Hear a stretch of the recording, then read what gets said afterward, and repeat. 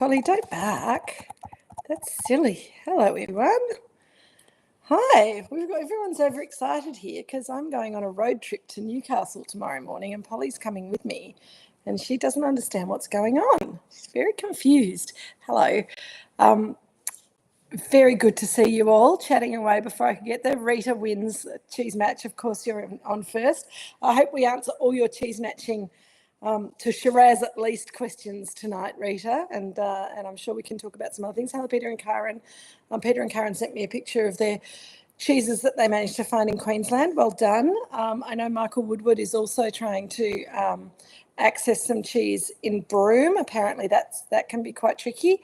I love your fun fact about cheese, Kay. I knew that there was something good about cheese apart from just the fact that it's cheesy. Hello, Alison. Camel milk cheese, Fiona. Is that David taken over the computer already? I thought you said that you were in control of the typing today. Michael, hello. Soft goat's cheese from Broome acquired. Well done. Hello, John and Coddy. I'm a bit scared about all this cheese. Okay, so I've been working up to this cheese tasting today, and I had a little brunch with some friends on the weekend and had some big pieces of cheese, and Jill's also bought some cheeses. So I have a large selection of cheese.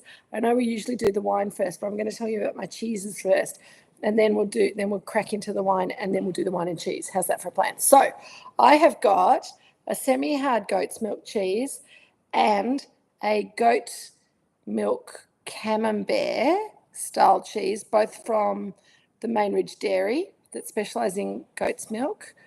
And then I have a cow's milk Australian version of brie, an Australian version. Now I always forget what this one is. This is the Australian version of that cheese that's made from morning and afternoon milk and has ash in the middle of it. But this one looks like it's got a little bit of blue vein to it as well. I'm not sure. Morbier, I think, is the French version, but this is also Australian. Morbier, excellent, Peter and Karen. I got there just before you said it, so well done, my brain finally working.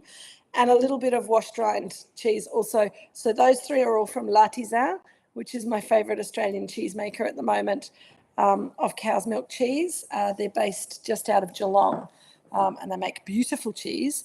So that's my cheese selection. We'll just pop that aside. Polly's very interested in that. She thinks that smells pretty good. And before I get stuck into my opioid-producing compound cheese, I'm going to get stuck into some Shiraz. So we have the 2021 McIntyre Vineyard Shiraz. G'day, Cheryl. Polly, you can't have the cheese. It's not for you. Jill will come and give you some soon. Kay's got some aged cheddar and ash goat's cheese and spag bowl. Excellent. Very nice. Oh, no, roof plumbers all day. Boring. Fee went to Cheesemonger Sophie a few weeks ago in Hillsville. Appenzella. Never had before. Never heard of it. Sounds good, though. Who else? Who have I not said hello to? Hello, Linda. How are you going? If I've missed you, I was a little bit slow getting onto the chat. So if you were chatting early and I haven't said hello, I apologise. And hello, everyone.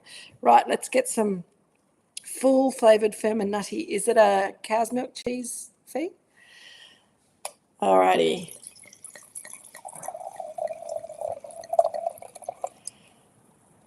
Okay. McIntyre Vineyard Shiraz. Oh, just before I forget, I know that they won't be watching, but I want to send out a little shout out to Deb and Rob and their family. They're not having a great time at the moment, so lots of love to you guys, and yeah, good luck. All right, wine. Michael found a lovely hard Spanish goat's cheese too. Oh, well done. Fantastic. All right, I have Shiraz in my glass. And it's got beautiful colour to it. It's so I'm going to talk about the Shiraz first, and then I'm going to come back to the Shiraz with the cheese once we've talked about the Shiraz. So 2021 McIntyre Shiraz, newly released at Cellar Door. It's a bit of a change from the 2020 that we've had recently. Richard, Polly's here and she needs your attention. She thinks she wants cheese.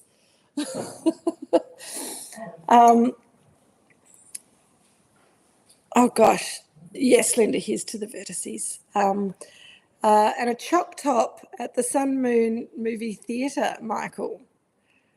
Please not with your Shiraz. Okay, does go well with the Meredith Chev goat's cheese, softens the peppery notes. All dogs want cheese. That is correct, Fiona. Polly is very keen to have some cheese. Richard's drinking Chardonnay over there. I'm not quite sure what's going on in this house. It's all out of control today. I have Shiraz, so that's the most important thing. And there's Shiraz here for you, Dad, if you want some, if you want to join in the club. And there's cheese, Dad, out in the kitchen that Jill's put together. I think Jill's got a bit distracted with other things. So this wine is very peppery, absolutely. So this is the first thing that I think is different between the 21 and the 20. The 20 was a bit richer and softer and slightly broader, whereas this wine has got a firmness and a focus to it, and it's got more black and white pepper in the spice notes on the nose straight away, which I really love. And it's something I look for in a cool climate Shiraz, but also there's a black Kalamata olive kind of aromatic here. The previous wine had a bit more of the sort of the green pepper character to it. I think this has got less of that. There's still some herbal notes, definitely some sort of chopped hard leaf herbs like rosemary and thyme, a little bit of oregano. There's a tiny bit of wild mint in there as well, which is very typical from this site. Hello, Craig.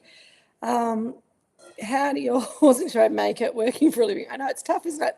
Shiraz is amazing, but all by yourself. Oh no. Lots of olives on the nose. Excellent.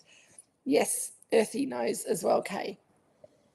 But it's got this lovely juicy core to it that's very sort of blackberry, a little bit of mulberry even. So it's got that kind of sweet, dark tanginess to it that I associate with perfectly ripe mulberries, which you only ever get to taste if you've got a mulberry tree in your vicinity and you can actually pick them. And as you pick them, they sort of disintegrate and drip mulberry juice down your arm. So you need to be not wearing a white T-shirt when you're picking them, and then you pop them in your mouth and they sort of disintegrate, but they're really tangy still. They have high acid and really black, almost purple fruit character. I'm getting a real purple kind of fruit character in the middle of the aromatics. Okay, on the palate.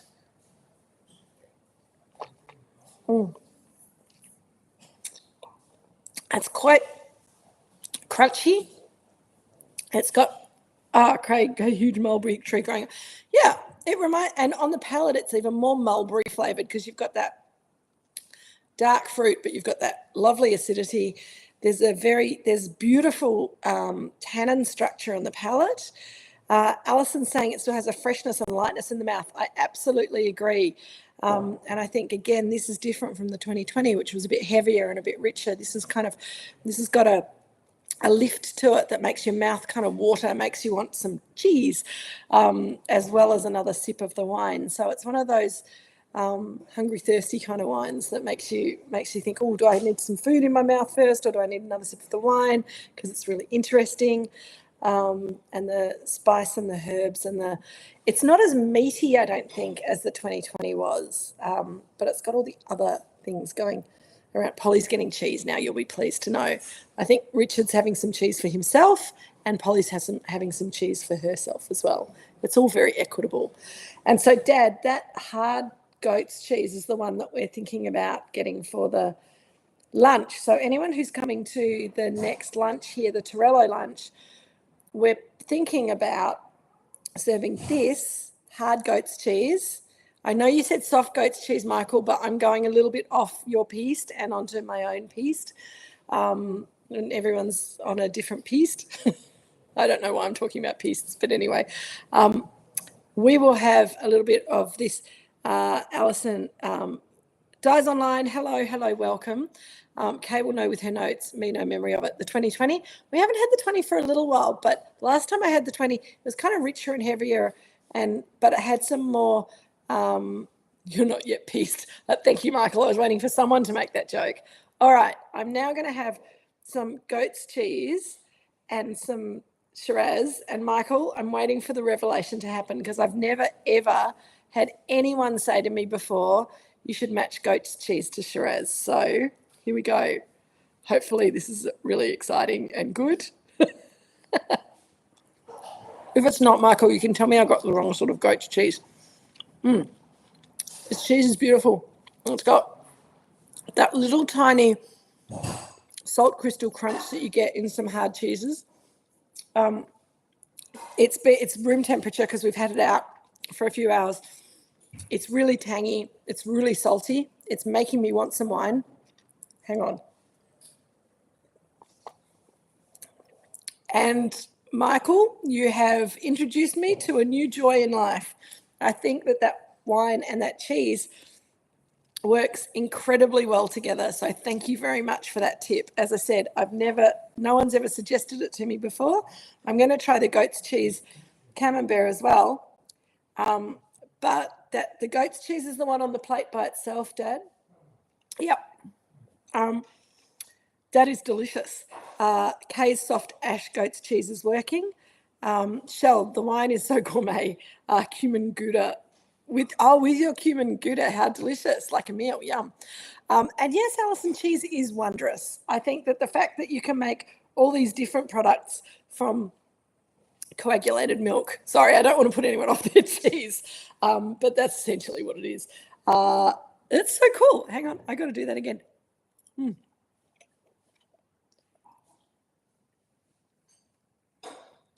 Often when we're tasting wine and food, we'll eat the food, chew it up, swallow it, and then put the wine in our mouth. And that's one experience of having the wine chasing the food and the food chasing the wine, and that works pretty well. When I'm trying to really work out a food and wine matching, particularly with cheese, I like to put them both in my mouth at the same time. So you probably noticed I put the goat's cheese in, and then I followed it with some wine and sort of chewed it all up together. It's made it even more delicious together. It brings out the fruit and softens the spice, as Shell said before. Kay, I think also you were talking last week about a cheese with fruit in it, cranberries maybe, and I reckon that could work quite well with this wine as well, because the fruitiness is a little bit cranberry-ish. But it's pretty good. Peter and Karen, we have 2 goat's cheeses, the spreadable tub from Aldi, which works so well, and the Meredith with pepper berries, which is okay, but kind of cancels out the pepper and is a bit too acidic. Yeah, absolutely. Aldi cheese is the bomb, says Fiona. Kay's saying yes, cranberries. Okay, cool. I think also that one of the things about the wine and cheese match is that often you get to the end of the meal and you get your cheese, and you're usually having a fuller bodied red wine at the end of the meal as well. So a Shiraz, maybe an aged Shiraz, maybe a Cabernet, maybe some vintage port. And I think the mistake that a lot of people make is to say all cheese goes with red wine. We've had this discussion before, and I don't think it does. As I say, this is a revelation for me, goat's cheese. I'm going to try the goat's cheese camembert to see how that works with this Shiraz as well, because it's a bit, well, the soft bits run away, and it's got a slightly underripe bit in the middle, but it still tastes good.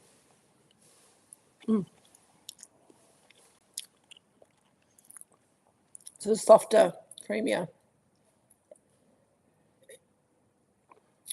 It's got more of that goaty, kind of slightly, I just think of it as a goaty flavour. I'm sure there's a better way of describing it, but goat's cheese does have that, the tang. Rita's asking about the tang in the goat's cheese. Is that what makes it work so well with the wine? And I'm not sure, because I was thinking that possibly the tanginess of goat's cheese might fight with with Shiraz. If you were drinking a Pinot Noir, the tang of the goat's cheese is dreadful with Pinot Noir. It kind of makes it taste more acidic, makes the fruit hard. So I always thought, and the classic wine match to goat's cheese, as far as sort of general wine and cheese matching rules go, is Sauvignon Blanc. And most of you know how much I don't like most Sauvignon Blancs. So I'm like, I love goat's cheese, but I don't really do the goat's cheese and wine match anymore. So now that I know that it goes with Shiraz, I'm super happy. Right. So I think it was better with the hard goat's cheese than with our Camembert goat cheese. And I think it is partly the tang, Rita, but I think it's also the saltiness of the goat cheese. And I think that if you have, so Peter and Karen have got pepper berries with their Meredith, and I think the pepper berries are probably going to be fighting with the wine. And that Meredith sort of soft feta is quite high acid. And so you can get the cheese being a little bit too acidy, which is not what we want. Cotty said that she just had an olive and a sip of the wine, and the fruit of the wine really came to the fore. Yeah, I think if you match this wine to was it a black olive, Cotty? I'm assuming it was. Something like an olive, which has some fruitiness but also has a lot of bitterness, that we've kind of leached a lot of the bitter astringency out of olives by curing them, but they still have that bitter base to them. The bitterness of the olive is going to sort of counteract any bitterness or acid in the wine and bring the fruitiness forward. So that's a good trick. Shell is having Le Dauphin, and it makes the wine taste like a Cab Sav. Well, that's interesting too, because a lot of people often say that our Shiraz looks a little bit Cab Savvy because it does have a bit of that green leafy character to it. I think this wine, compared to previous Shirazes, has less of that character, and so has less of that character that makes people think of Cabernet rather than Shiraz. But I think it works pretty well. Craig is saying that he thinks this Shiraz would go much better than a Barossa or a Hunter Shiraz, as they have too many chocolatey notes and black pepper rather than white. Yeah, I think that the chocolatiness and richness is probably going to be more of a challenge with goat's cheese. But I know that Michael sent me a message earlier. Michael, you were saying that you had a Henschke Shiraz, an aged Henschke Shiraz with goat cheese yesterday, something like that. Anyway, you said it worked well, so that'll be an interesting exploration for me. But I agree. I think this works very well. With the cheese that we've selected. So yay us. The stalks give a nice earthy note, comes out even more in the glass after a while. I agree, Kay. So Linda is having lightly toasted Richard's bread with Danish feta mushrooms. Nice, excellent. Bacon. She said back, but I know she's having bacon because that would be Hill of Grace 1994. Okay, yeah, well, that's pretty good. Linda's having black olives and rosemary. That's okay. Don't worry about the fractured sentences. We can work out mostly what you're saying. Nareem's raiding the fridge, bypassing the pepperberry and go for the fresh dill one instead. I think the fresh dill one will be really interesting, Nareem. Please let us know how it goes with the wine, because that tanginess of the dill, that aniseed, I get a little bit of aniseed and licorice in this wine often, so it might actually bring that character out more in the wine, or it might make the fruit more forward. I'm not sure. The spice is coming up in this one really nice. It's kind of a dusty black pepper and white pepper kind of, how white pepper has that sort of dustiness to it. I think that's pretty special. I'm going to have a little bit of my Morbier cheese, which I have a feeling it's not a classic Morbier. It looks to me like it's got the ash, but it's also got a little smear of blue through it, which is making it very kind of soft. It's soft, creamy, pretty tasty. Not the best with the wine though. So Morbier and Moorooduc Shiraz, not so great. Rita's son is making steak tartare for dinner. That would be delicious with the wine, I reckon, Rita. I think that's a really good match. Particularly depending on how you like your steak tartare. I know a lot of people like to put quite a lot of spice in it. Maybe just kind of keep the spice on the side so that you can add it gradually in case it gets too much for the wine. But definitely the steak and the steak and the saltiness and the capers, if he's doing capers. The egg needs to be mixed in really well, but I'm sure he'll do a beautiful job. Sounds lovely. Alison's doing a ramen with some leftover soy beef. Yum, that sounds pretty tasty with the Shiraz too. So Shiraz is an interesting one for Moorooduc. It's a wine that I've had a love-hate relationship with. When I came back to the family business in the mid-noughties, I think it was probably about 2006, when Dad had decided to give up on the Cabernet and got the Cabernet grafted over to Pinot Noir. I remember very distinctly saying, we should get rid of that bloody Shiraz as well. And Dad was like, oh, no, I don't really think that I want to get rid of the Shiraz yet, because Cabernet was something that funnily enough, we'd sort of, I don't know, we kind of liked our Cabernet, but it was really hard to sell. And the Shiraz I think Dad had just this little gut feeling that he hadn't sort of explored all of the options that Shiraz had to offer us. Coddy, it's not working with the bread and butter pickle. No, I think pickled vegetables generally are pretty dreadful with Shiraz. I think that the vinegar really brings out the acid and makes the wine taste sort of sour as well. So interesting to do the trials, though. It's always good to try different things with wine. I think the only way that you could have pickle with Shiraz is if it was in a hamburger and you had all the other bits as well, and it was just a slice of pickle in there. Then it could work quite well. Michael is saying that the Cabernet was superb. We did have it in early drinks with Kate. We did, and you never know. We could if Dad and I go and have a little explore in the cellar and find some Cabernet that we think is worth sharing with you. There's always the possibility that we might have another look at a Cabernet some stage with drinks with Kate. But I think that our Cabernet was better than we thought it was when we were making it. Cabernet has become even less popular than it was in the 90s and noughties now. So I'm quite glad that we got rid of it. But I'm also glad that we didn't get rid of Shiraz, because even though and you'll all know that it's Jill's nemesis. Jill doesn't like Shiraz. She doesn't even like Richard Shiraz, which is really saying something. But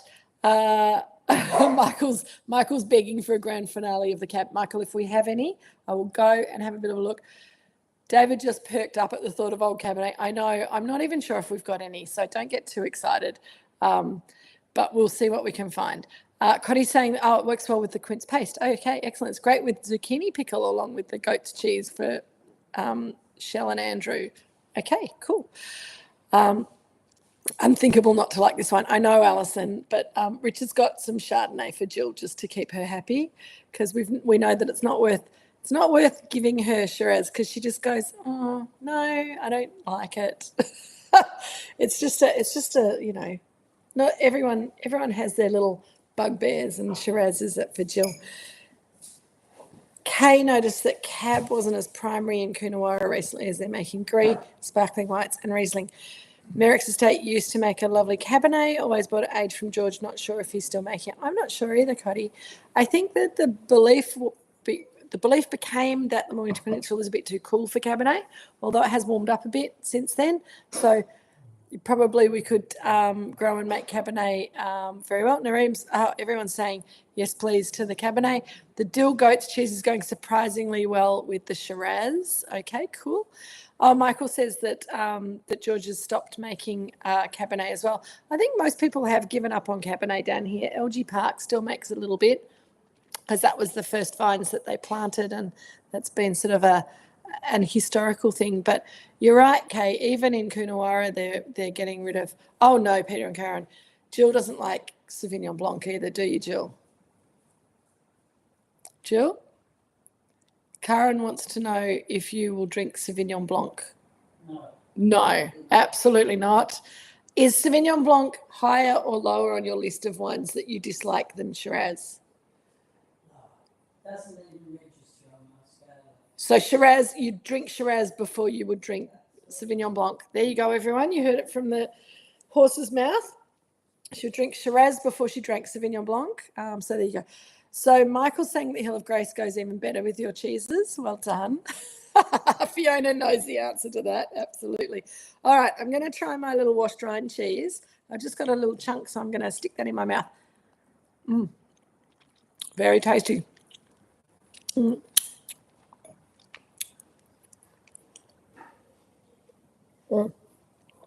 That washed rind cheese, incredibly salty, really soft and lovely, and actually delicious with the wine, but sort of overwhelms the wine a little bit. Possibly I put a bit too much cheese in my mouth for the wine that I've got left in my glass, but that's okay. Yeah, please don't give her too much cheese. I've got to sit in the car with her for 8 hours tomorrow. Yeah, Polly's having a lovely time scarfing cheese over there. Rita wants to know, Jill, if you'd accept a Sauvignon Blanc from France, like a Sancerre. She says maybe if she was really thirsty. Thank you, Dad. Not happily, but that would be better than the the New World alternatives, she says. Fiona Inchley says, every now and then I think I will drink a Fumé style Sauvignon Blanc, but I still struggle with it a bit. Me too. Look, there's enough people out there in the world who love Sauvignon Blanc that we don't need to worry about it not getting drunk. Okay, so let's not worry. Fumé Blanc is the only sort of Sauvignon Blanc that's okay, according to Peter and Karen. Interesting.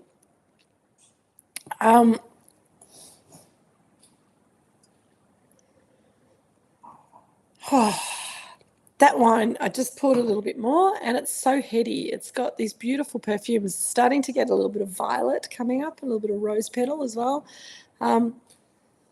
And before we started making Shiraz with whole bunch ferments, so going back to the Shiraz story, when I said to Dad, let's pull it out, he said, I want to play with some other things. A couple of years later, after talking to our friend Barney, who you all now know, Barney had done a vintage in the Rhone Valley at Domaine Augier, and he said, why don't you do whole bunch ferment with the Shiraz? And Dad's like, do people do that?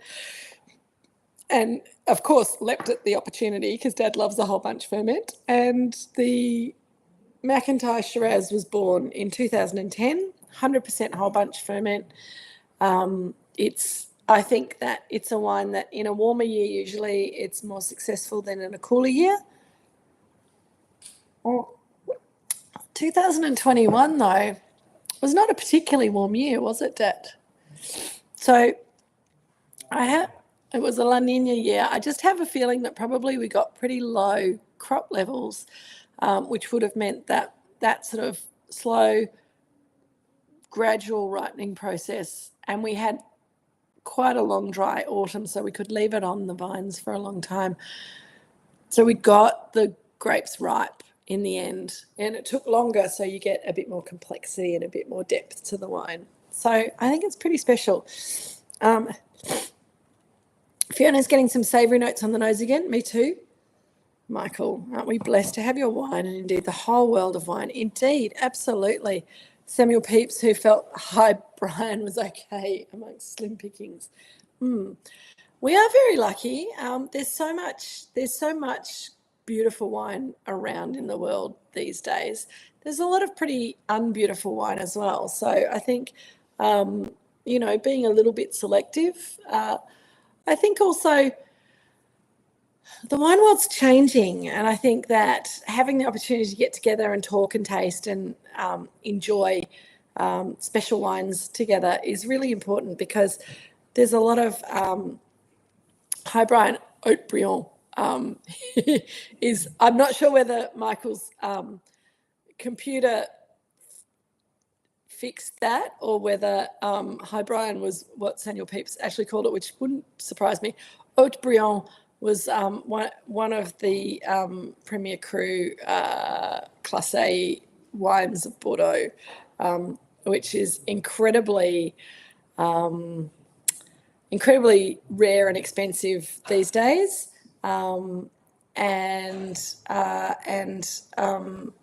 yeah, he did call it Hi Brian or something similar. Excellent, thank you, Michael. But Haut-Brion, look it up. I can't afford to drink it these days, even if I can afford to get it.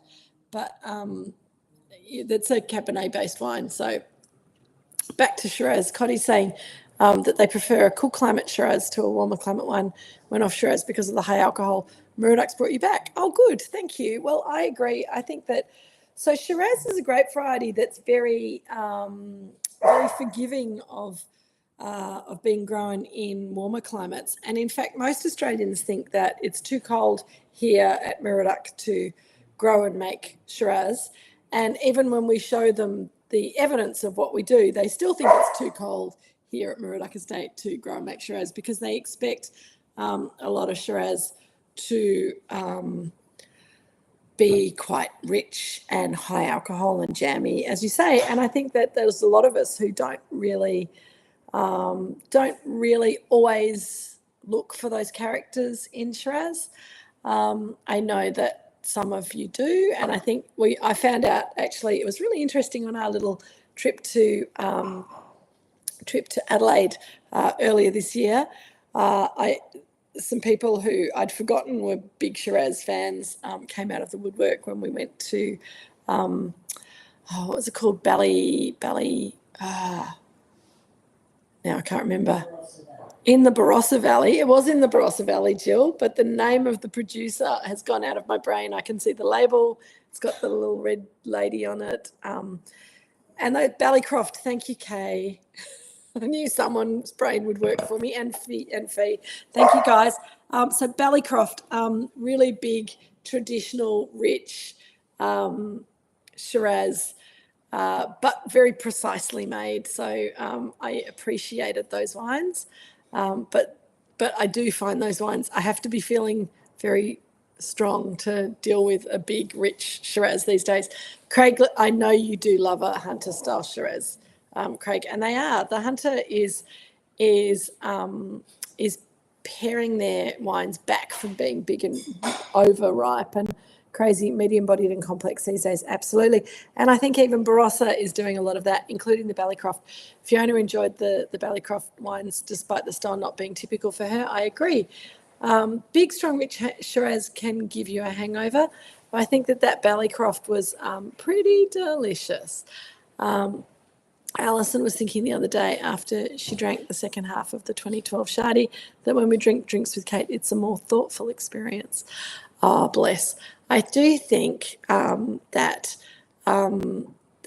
one of the points of Drinks with Kate is to be a little bit more meditative about how we drink wine and think about it and talk about it and be mindful about it and really appreciate the glass of liquid, the colour, the aromas, the flavours, and how it goes with the wine. So thank you for reminding us of that, Alison. The death of Parker Michael. Well, yes, he's stepped down these days. So yeah, Jackie and Hannah are enjoying the stalks and mulberry. Strangely getting a little smokiness in the back of the palate. Absolutely. It does have a little bit of smokiness. I think that's really a lovely character to this wine. the juicy mulberry fruit in the mid palate, the smokiness in the back palate, the spice. It's almost like sort of roasted and roasted meat kind of characters coming together, and that sort of smokiness that you get from that.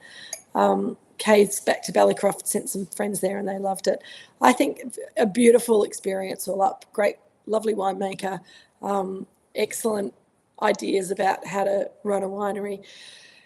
Shell, it's taken you 5 years to understand the point of meditative wine tasting. Well, we all come to these things in our own time.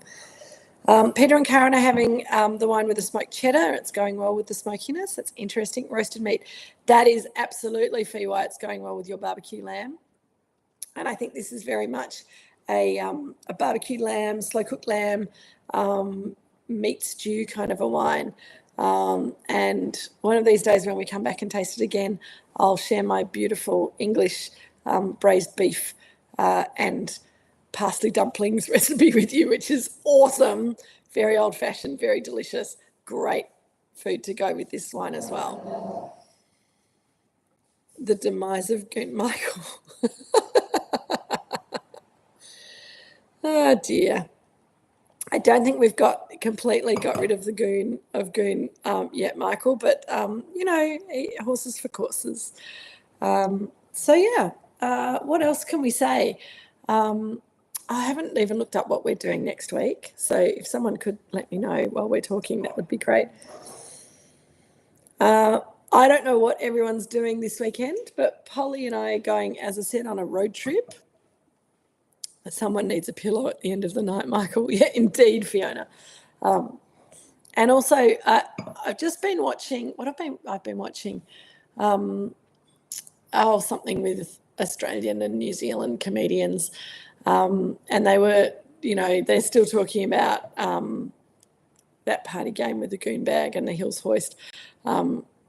We don't have a week off next week. Ministry week is the final wine that we're doing. I have a feeling we might be doing Pinot Gris next week, but I'm not sure. Or it might be so next week we're doing something.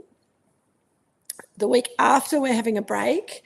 The week after that, I'll be doing the 2024 Estate Chardonnay with you in the UK. So it'll be breakfast time for me and 6 o'clock in the evening for you guys.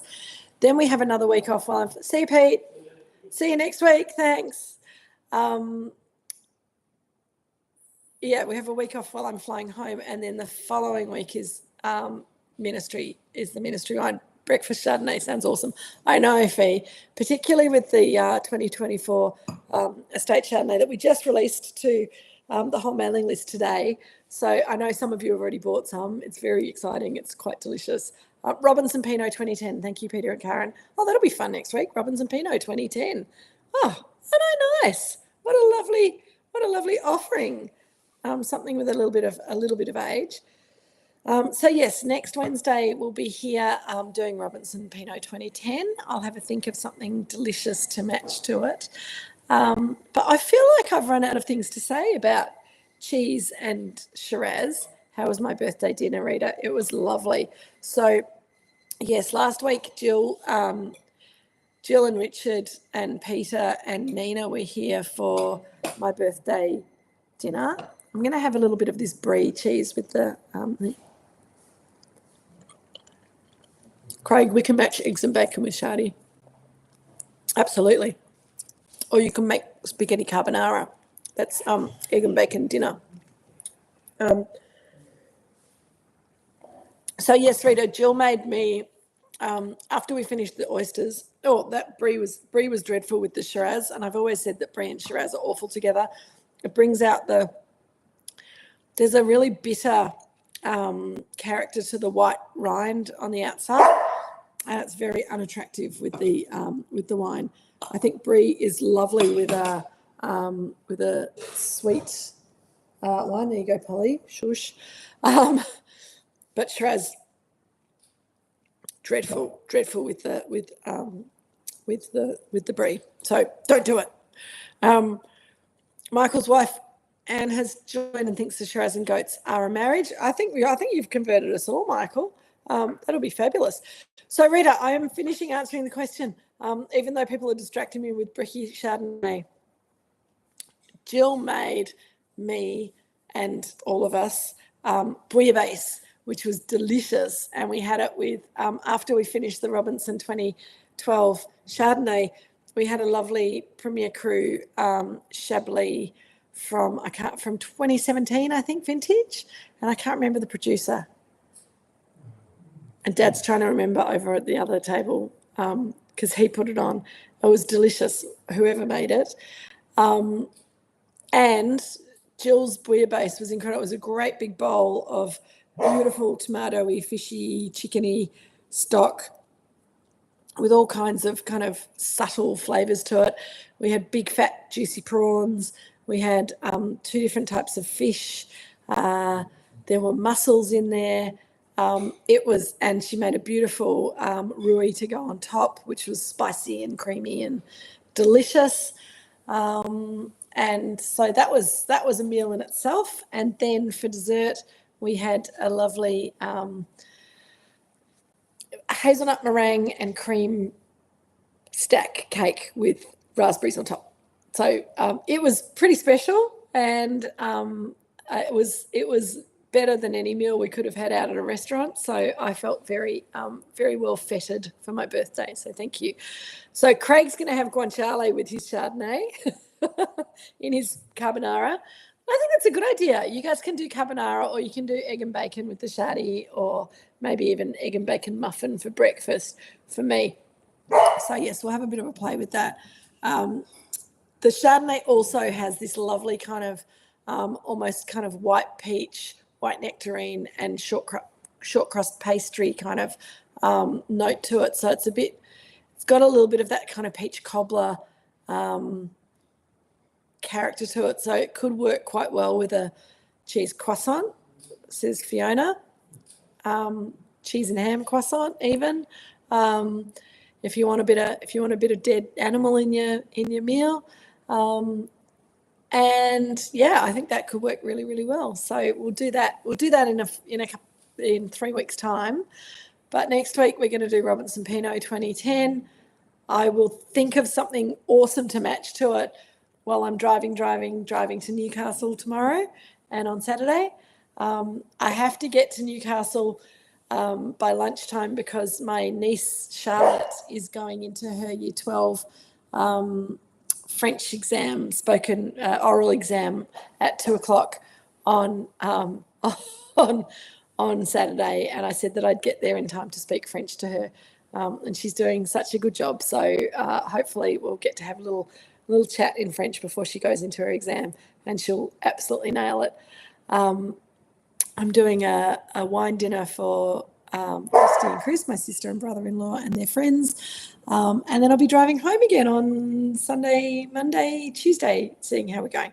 Any kind of correct, Fiona. Michael was saying the only brekkie wine is a sparkling Shiraz, and absolutely you can have a sparkling Shiraz if that's what you want to do to yourself at breakfast time. But I think champagne is the ultimate breakfast wine. Moscato d'Asti is also an amazing breakfast wine. It's only 4% alcohol, so it's even better. You can have a few glasses, and it's really good with it, bacon and eggs. So one of these days we'll do that little thing. I will drive safely. Thank you, Peter and Karen, and I'm giving myself plenty of time to get where I need to go so that I can have rests along the way. So Polly's going to talk to me as well, aren't you, Polly, on the way? So it'll be good. Bloody Mary is also good with breakfast, Fiona, but it's not wine. And I would add to that, I'm not very good at drinking vodka, and I've discovered my favourite new cocktail, which is a red snapper, which is a Bloody Mary with gin in it and not vodka. And that's how I'm always going to have my tomato juice from now on. Red snapper, check it out, give it a go. We might have to do it together one day.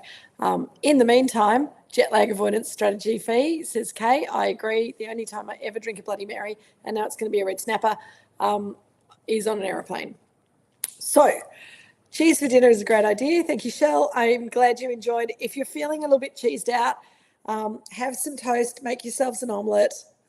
Those things work really well after lots of cheese. Thank you. Yes, Michael, thank you for the suggestion. That was lots of fun. Thank you, everyone. Rita, I hope that you've had a comprehensive lesson in matching cheese to Shiraz, at least. We'll keep the cheese conversation going.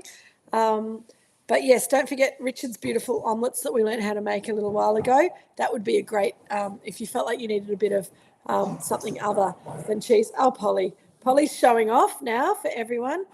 What are you doing, Polly? Right, I think it's time to go. Love you all. Now you're peased. Well done, Michael. Cheers, everyone.